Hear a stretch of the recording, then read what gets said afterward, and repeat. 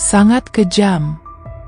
Nenek 74 tahun dipukuli hanya karena bawang 2 kilogram, padahal sebenarnya ini yang terjadi. Assalamualaikum sobat, bagaimana kabar kalian hari ini? Semoga baik-baik saja. Ada cerita yang begitu membuat hati ini sakit. Sakit sekali. Bayangkan ini jika terjadi pada nenekmu. Aku saja rasanya ingin balas perbuatan kejam satpam itu. Nenek tua itu dipukuli sampai bersimbah darah. Dia dituduh mencuri 2 kilogram bawang. Entah apa yang ada di pikiran satpam ini, hanya karena bawang seharga 90.000. Katanya nenek ini sering ketahuan mencuri, tapi sebenarnya bagaimana ceritanya? Dan sampai satpam itu tega memukul, serta tidak ada yang berani menolong. Rasanya kesal mendengar hal ini, saya benar-benar ingin menjebloskan satpam ini ke penjara. Ceritanya dimulai dari sini. Pagi itu, pasar desa Sumberasih seperti biasa ramai. Terik matahari belum sampai ke ubun-ubun, tapi para pedagang sudah sibuk menjajakan dagangan. Ramainya suara tawar-menawar dan kesibukan para penjual bercampur dalam hiruk-pikuk khas pasar tradisional. Di antara keramaian itu, seorang nenek tua tampak berjalan perlahan, menggenggam tongkat bambu yang sudah rapuh di ujungnya. Tubuhnya kurus, bajunya kusam, dan wajahnya penuh keriput. Ia adalah Nenek Saminem, 74 tahun, yang biasa datang ke pasar setiap 2 hari sekali. Bukan untuk belanja, tapi untuk mengais sisa-sisa sayur atau buah yang tak laku dijual. Hari itu berbeda. Belum sempat Saminem mendekati tumpukan sayur bekas, suara lantang menggelegar dari salah satu kios besar. "Wow, kamu, mau ngapain kamu di situ?" Seorang pria bertubuh gempal dengan rompi satpam berlari ke arah Nenek Saminem. Wajahnya memerah, nadanya tinggi. Di belakangnya, pemilik kios bawang, Pak Wakijan, menunjuk marah. "Itu loh, tadi aku lihat sendiri. Bawangku diambil sama dia," teriak Pak Wakijan. Nenek Saminem yang bingung, hanya menoleh perlahan. "Saya cuma lihat-lihat, Pak. Saya belum ambil apa-apa." Tapi kata-katanya tenggelam oleh suara bentakan. Satpam itu langsung menarik lengan Nenek Saminem, kasar. "Udah, jangan banyak alasan kamu ya." Ketahuan nyolong malah ngelak. Beberapa pedagang menghampiri, sebagian menonton, sebagian merekam. Tak ada yang membantu. Beberapa bahkan berseloroh. "Wah, si Mbah Saminem ketangkap lagi ya. Udah biasa itu, tiap minggu ada aja yang hilang kalau dia lewat." Tak ada bukti, tak ada saksi yang benar-benar melihat, hanya kata-kata Wakijan yang dijadikan dasar. Tapi 2 satpam sudah memegang tubuh lemah Saminem, mendorongnya hingga jatuh di dekat selokan. Bawang berserakan, dan satu siung kecil menempel di lipatan kain sarungnya. "Tuh buktinya. Masih ada yang nempel," seru satpam. Padahal siung itu bukan dari kios Wakijan, melainkan jatuh dari gerobak pedagang yang lewat. Tapi siapa peduli? Saminem menangis tertahan. "Saya cuma mau lihat. Saya nggak ambil. Saya..." Satu tamparan mendarat ke pipinya. Gaduh. Orang-orang mulai menyoraki. "Maling tua. Nggak tahu malu." Namun di kejauhan, seorang pemuda tampak mengamati. Ia adalah Rendra, wartawan magang dari media kampus yang sedang membuat liputan tentang kehidupan pasar. Ia mengambil kameranya, merekam diam-diam. Ada yang tak beres. Nalurinya sebagai penulis terasa terusik. Ini bukan sekadar pencurian. Ini tentang kemanusiaan yang diinjak di atas jalan becek berlumur lumpur pasar. Nenek Saminem duduk di pojok pos keamanan pasar, wajahnya bengkak, tangan gemetar. Ia menggenggam ujung sarungnya erat-erat, matanya memandang kosong. Di dinding pos, sebuah kertas kusam tertempel dengan tulisan besar. Dilarang mencuri, akan dihukum berat. Rendra berdiri diam di luar pos, lalu membuka buku catatan kecilnya dan menulis satu kalimat. Terkadang yang dicuri bukan barang, tapi harga diri seseorang. Di dunia yang bising oleh komentar, kebenaran seringkali tenggelam dalam kebisingan. Apa jadinya jika fitnah lebih dipercaya dari fakta? Dan benarkah keadilan bisa dibeli dengan viralnya sebuah video? Hari itu, dunia maya gempar. Video berdurasi 45 detik yang memperlihatkan seorang nenek tua dipukuli karena dituduh mencuri bawang, menyebar dengan cepat. Judul-judul sensasional bermunculan. Nenek mencuri bawang, dihajar satpam. Sudah sering mencuri, nenek ini akhirnya keciduk. Komentar netizen pun bak badai tanpa ampun. Pantes dipukuli. Udah tua tapi nggak tahu malu. Kalau tiap hari nyolong, ya harus dikasih pelajaran. Nggak kasihan sama yang punya dagangan? Tak banyak yang bertanya, apa benar dia mencuri? Tak banyak yang tahu siapa sebenarnya Nenek Saminem. Di gubuk reot pinggir desa, Saminem terbaring lemah. Luka di wajahnya belum sembuh, tapi yang lebih parah adalah luka di hatinya. Seorang tetangga membawakan bubur dan obat merah. "Mbah, sabar ya, jangan keluar rumah dulu, takut orang kampung ngamuk." Saminem hanya bisa diam, memandangi dinding bambu yang berlubang-lubang. Sejak video itu viral, ia jadi bahan olokan. Anak-anak kecil yang lewat depan rumahnya kerap meneriaki, "Nek Saminem, maling Ba Awang." Sementara itu, di kampus tempat Rendra belajar, ia memperlihatkan video versinya sendiri kepada dosennya. Video itu menampilkan potongan yang tak muncul di video viral. Nenek Saminem memegang bawang, lalu mengembalikannya ke tempat semula sebelum dituduh. "Ini penting untuk diangkat," kata dosen jurnalismenya. "Kalau kau bisa bongkar ini, kamu bukan cuma magang. Kau bisa mengubah hidup seseorang." Rendra kembali ke pasar untuk menyelidiki lebih jauh. Ia bertanya ke pedagang lain, tapi banyak yang enggan bicara. Hanya satu, seorang penjual sayur bernama Bunarti yang bersuara. "Saya tahu Mbah Saminem itu nggak pernah ambil. Biasanya kami malah kasih sisa dagangan buat dia. Tapi karena yang nuduh itu Pak Wakijan, ya semua diam." "Kenapa begitu, Bu?" "Karena dia donatur masjid dan dekat sama lurah. Nggak ada yang berani ngelawan." Rendra menyimpan semua rekaman wawancara dan mulai menyusun tulisan untuk diunggah ke blog pribadinya. Judulnya, "Satu Siung Fitnah, Cerita dari Pasar yang Lupa Nurani." Namun saat hendak mengunggah, muncul notifikasi dari media tempat ia magang. "Kami tidak bisa menayangkan artikel ini. Kasus terlalu sensitif dan bisa merugikan relasi kami dengan sponsor lokal." Rendra terdiam. Ia menatap layar laptopnya, lalu mengalihkan pandangan ke kertas catatan.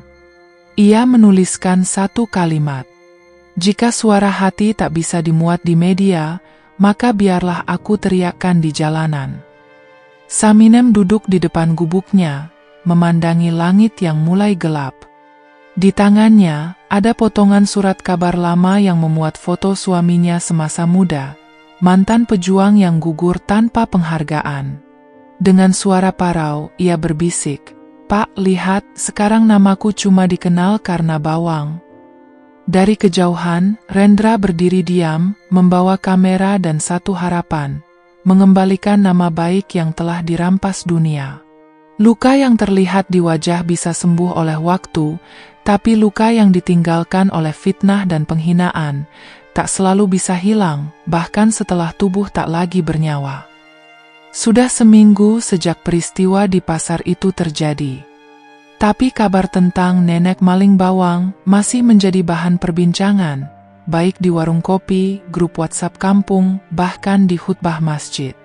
Nama Saminem telah berubah dari sosok tua yang dulu dikenal penyabar menjadi simbol kehinaan, hanya karena satu tuduhan yang belum terbukti. Di dalam rumahnya, Saminem masih belum bisa bicara banyak. Setiap malam, ia batuk keras, wajahnya masih terlihat lebam, dan lutut kirinya nyeri karena sempat diseret kasar. Satu-satunya yang rutin menengok adalah Bu Salamah, tetangga sebelah yang setia diam-diam. "Mbah, saya percaya jenengan gak nyolong. Tapi orang-orang itu, mereka udah gak pakai hati," bisik Bu Salamah sambil mengoleskan minyak kayu putih ke kaki Saminem. Saminem mengangguk pelan, lalu berkata dengan suara parau, "Aku cuma numpang hidup, salah? Tapi sekarang, rasanya nggak diterima bumi."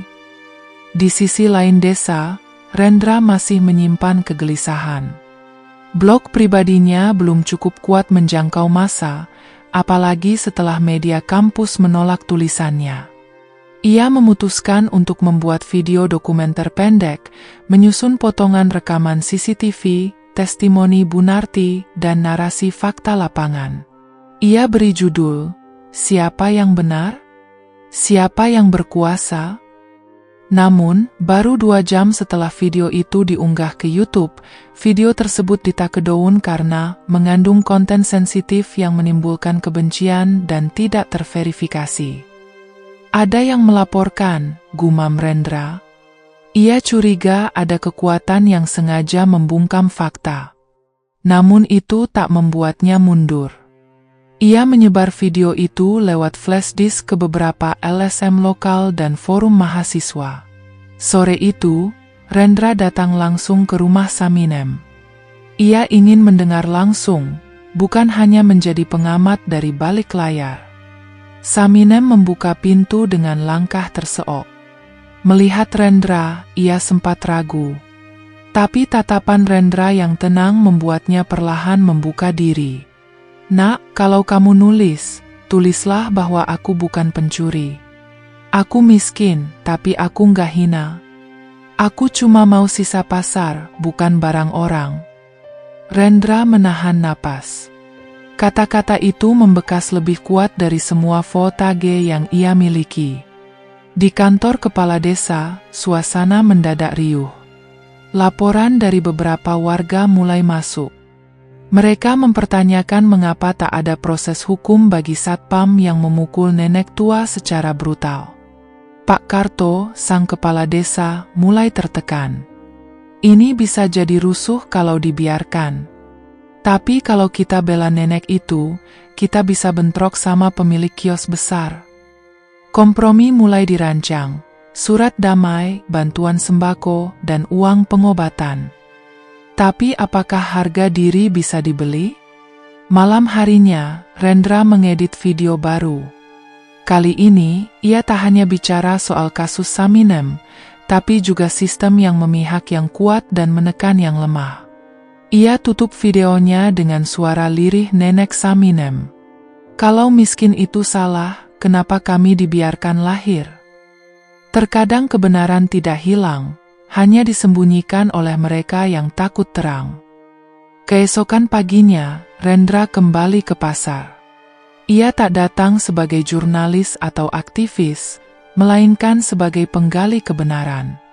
Langkahnya berhenti di kios kelontong milik Pak Yusuf, kios yang bersebelahan dengan kios bawang milik Pak Wakijan.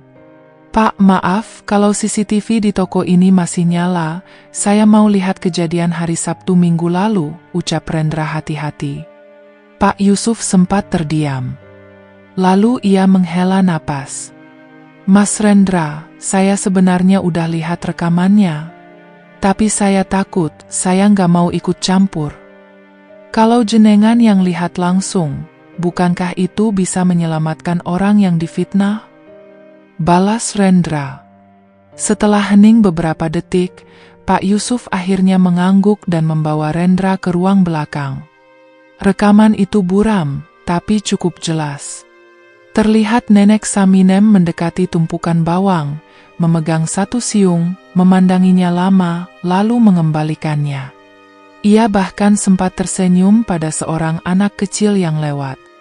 Tak lama kemudian, datang Satpam dan Pak Wakijan. Mereka langsung menuduh tanpa melihat dulu. Kamera merekam semua dari sudut tinggi. "Saya simpan salinannya di sini, Mas. Tapi tolong, jangan bilang-bilang dari saya," kata Pak Yusuf. "Saya janji." "Terima kasih banyak, Pak. Ini bukan cuma untuk Mbah Saminem, tapi untuk nurani kita semua," jawab Rendra. Sore itu, Rendra mengunjungi kantor LSM Keadilan Rakyat. Ia menyerahkan flash disk berisi rekaman tersebut kepada Mbak Lisa, seorang pengacara muda yang aktif membela kaum marginal. "Ini bisa jadi bukti kuat, Dek. Tapi kalau kita buka ini, pihak pasar pasti lawan keras. Kita harus siap mental," kata Lisa. "Saya sudah siap. Yang nggak siap mungkin mereka, karena terang sebentar lagi datang." Beberapa hari kemudian, LSM mengadakan konferensi pers kecil. Mereka memutar rekaman di hadapan media lokal dan mahasiswa. Terlihat jelas bahwa tuduhan terhadap Saminem tak berdasar. Namun, reaksi datang dari dua arah. Beberapa pihak bersorak, tapi sebagian lagi menyebutnya rekayasa baru atau video lama yang disesuaikan. Sementara itu, di pasar, suasana berubah. Pak Wakijan terlihat murung. Beberapa pedagang mulai menjauh darinya. Bahkan Satpam yang memukul Saminem, kini dipanggil oleh pihak kepolisian untuk diperiksa. Namun, di rumah Saminem, tak banyak yang berubah. Ia masih duduk di sudut rumahnya yang gelap, menggenggam sarung suaminya yang sudah lusuh. Ketika Rendra datang membawa kabar bahwa videonya telah dibuka ke publik, Saminem hanya tersenyum kecil. "Terima kasih, Nak. Tapi orang-orang tetap nggak mau lihat yang benar. Mereka cuma mau lihat yang mereka suka." Lisa duduk di kantor kecilnya, menatap layar komputer dengan ekspresi tenang. Di depannya, video rekaman itu terjeda di satu frame. Nenek Saminem berdiri di depan kios bawang, dengan siung kecil di tangan, lalu meletakkannya kembali. Wajahnya terlihat tulus dan tak bersalah. Lisa berbisik sendiri, "Ini bukan sekadar pembelaan, ini pengingat bahwa keadilan harus diperjuangkan, meski satu orang melawan 1000. Fitnah tak selalu datang dari mereka yang jahat, kadang datang dari mereka yang diam dan membiarkan kebohongan tumbuh." Meski bukti rekaman telah dibuka ke publik, nama Nenek Saminem belum sepenuhnya bersih. Kebenaran memang keluar, tapi kepercayaan publik sudah rusak. Kampung Sumberasih terbelah menjadi dua, mereka yang percaya dan mereka yang tetap menuduh. Di warung kopi, Pak Lurah berbicara dengan nada santai. "Yah, memang belum tentu dia nyolong. Tapi setidaknya dengan kejadian ini, dia kapok deket-deket kios orang." Ucapan itu terdengar ringan, tapi menyakitkan. Apalagi ketika beredar selebaran tidak resmi di tiang-tiang listrik bertuliskan, "Waspada pencuri sayur kembali berkeliaran. Jangan mudah terprovokasi." Foto hitam putih Nenek Saminem dipasang di sudutnya. Di sekolah dasar kampung, cucu-cucu kecil mulai meniru ejekan. Mereka menyebut kata Saminem sebagai lelucon, menggambarkan pencuri atau peminta-minta. Bu Salamah yang mendengar langsung marah. "Hei, kalian pikir apa yang kalian katakan itu tidak berdampak?" serunya pada anak-anak itu. Namun yang menyedihkan, gurunya hanya berkata, "Namanya anak kecil, Bu. Biarin aja." Sementara itu, Lisa sedang menyusun permohonan untuk rehabilitasi nama baik Saminem ke Bupati. Tapi prosesnya rumit.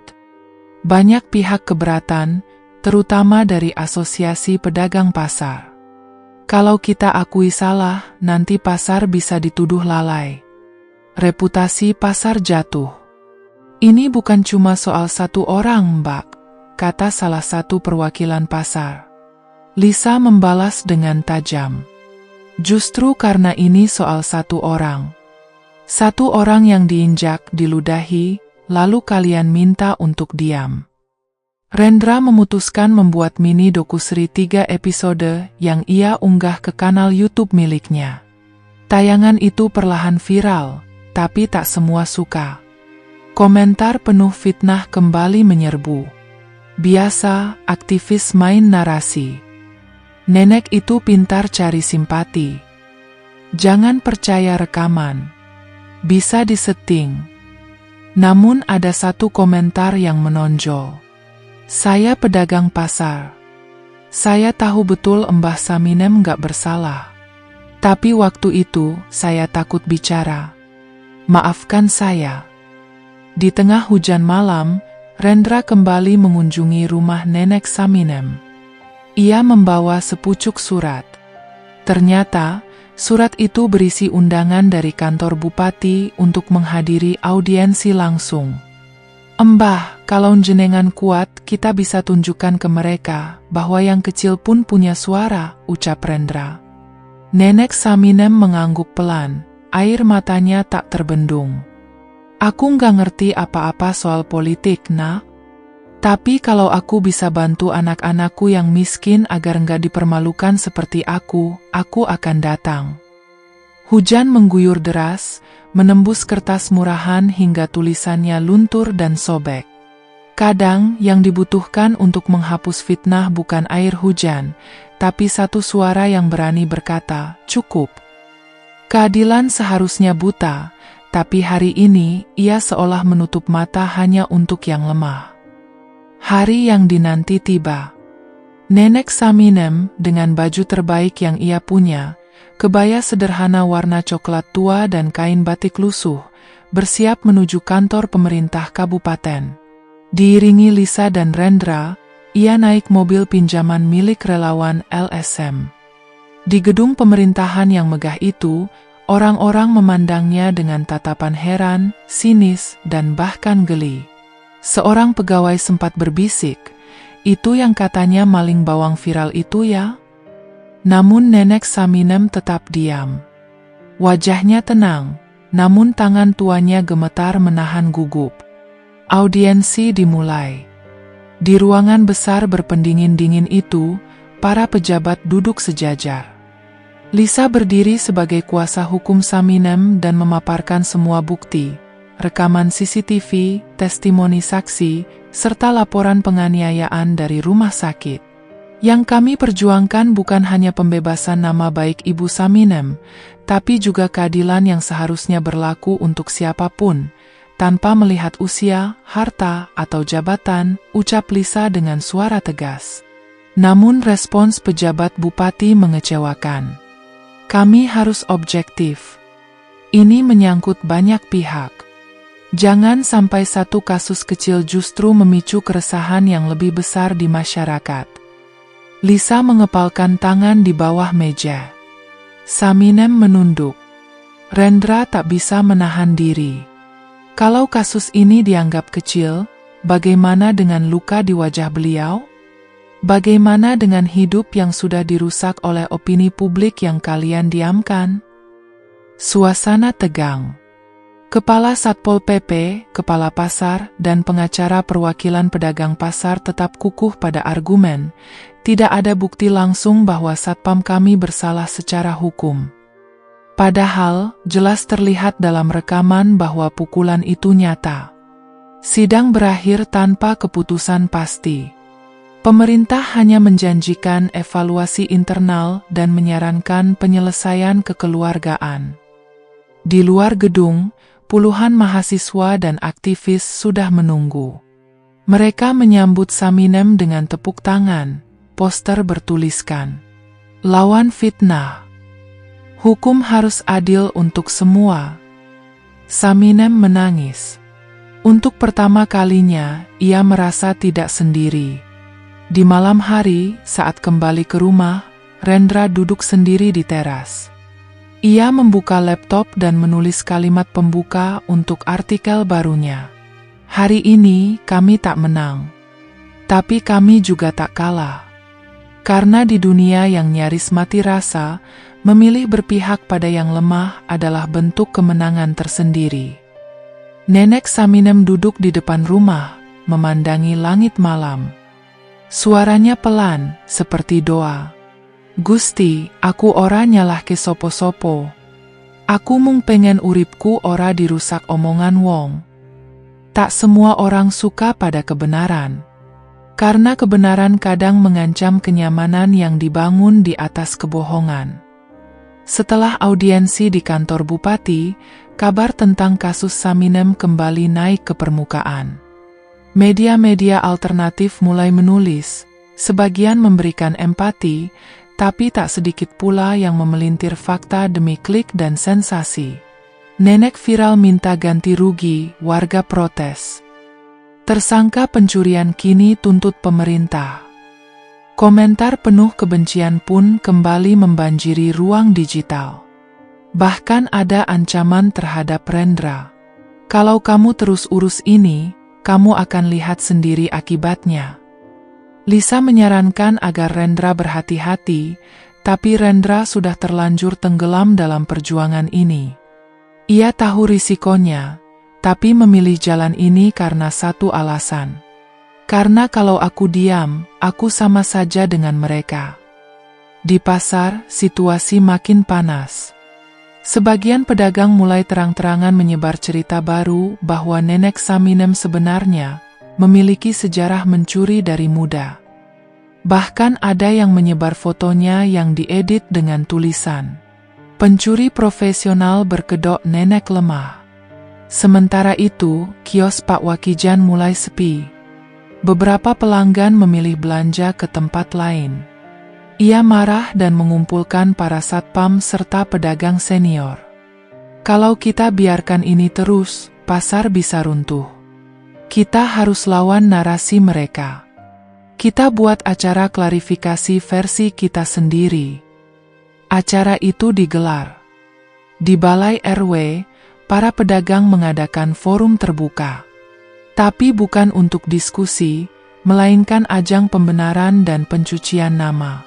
Pak Wakijan naik ke podium, berbicara lantang. Kami ini tiap hari kerja keras. Lalu satu video membuat semua yang kami bangun hancur. Siapa yang akan ganti rugi kerugian kami?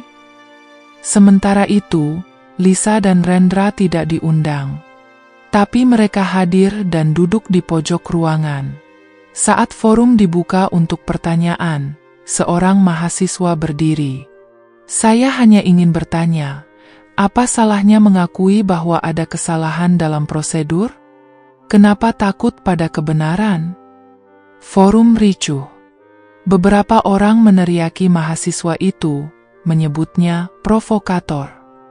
Di luar Balai RW, Nenek Saminem duduk di atas kursi plastik yang disediakan oleh warga simpatisan. Ia hanya mendengar dari kejauhan, namun raut wajahnya seperti mengerti semuanya. Mereka memang gak mau dengar aku, nak, katanya pada Rendra. Tapi kamu sudah cukup membuat aku merasa didengar. Malam hari, Rendra dan Lisa berdiri di pinggir sawah, menatap langit yang gelap. Di kejauhan, pasar sudah sepi. Tapi di tangan mereka, kebenaran masih menyala. Rendra berkata, mereka bisa benci pada kita. Tapi mereka tidak bisa membunuh apa yang sudah kita buktikan. Kehormatan bisa direbut, tapi tidak bisa dimatikan. Ia akan kembali ketika ada yang cukup berani untuk memperjuangkannya. 1 minggu setelah forum Balai RW yang ricuh itu, sebuah berita mengejutkan muncul dari kantor kejaksaan daerah. Satpam yang memukul Nenek Saminem resmi ditetapkan sebagai tersangka penganiayaan ringan. Rekaman CCTV, laporan medis, dan tekanan publik akhirnya memaksa aparat untuk bertindak. Tak lama berselang, surat resmi dari bupati dikeluarkan. Isinya menyatakan bahwa Pemerintah kabupaten dengan ini menyatakan bahwa tuduhan terhadap Ibu Saminem tidak berdasar dan tidak terbukti. Pemerintah meminta maaf atas kelalaian sistemik yang terjadi. Hari itu, Desa Sumberasih menjadi saksi sebuah kejadian tak biasa. Di balai desa, diadakan upacara kecil yang disiarkan secara daring oleh media komunitas. Nenek Saminem diundang secara resmi, duduk di kursi paling depan, didampingi Lisa dan Rendra. Di hadapan ratusan warga dan perwakilan pemerintah, Bupati sendiri hadir dan menyerahkan surat pemulihan nama baik serta bantuan biaya hidup selama 1 tahun. Tepuk tangan terdengar, tapi tak semua orang berdiri. Beberapa wajah terlihat terpaksa. Namun di tengah semua itu, Saminem bangkit dari kursinya, mengambil mikrofon dengan suara bergetar. Saya nggak punya sekolah tinggi. Saya juga nggak bisa bicara banyak. Tapi saya tahu rasanya dihina saat tak bersalah. Kalau saya bisa sembuh, saya cuma minta, jangan ada lagi orang miskin dipukul hanya karena dia miskin. Setelah acara selesai, Lisa duduk di samping Saminem. Mereka tertawa kecil, melepas tegang yang selama ini menggumpal. Rendra mengambil gambar mereka berdua lalu menulis caption. Perjuangan ini bukan soal menang atau kalah, tapi soal keberanian berdiri saat semua menyuruhmu diam. Waktu berlalu. Kios Pak Wakijan perlahan tutup permanen. Bukan karena kalah secara hukum, tapi karena kehilangan kepercayaan. Sebaliknya, Nenek Saminem mulai dipercaya warga untuk menjadi penjaga kebersihan pasar. Bukan karena belas kasihan, tapi karena ia dikenal jujur dan ulet. Suatu pagi, seorang anak kecil berlari ke arahnya sambil membawa 2 siung bawang. "Mbah, ini jatuh dari keranjang Bu Narti." Saminem tersenyum dan mengelus kepala anak itu. "Pintar. Jangan pernah ambil yang bukan milikmu, ya, karena jujur itu harga paling mahal."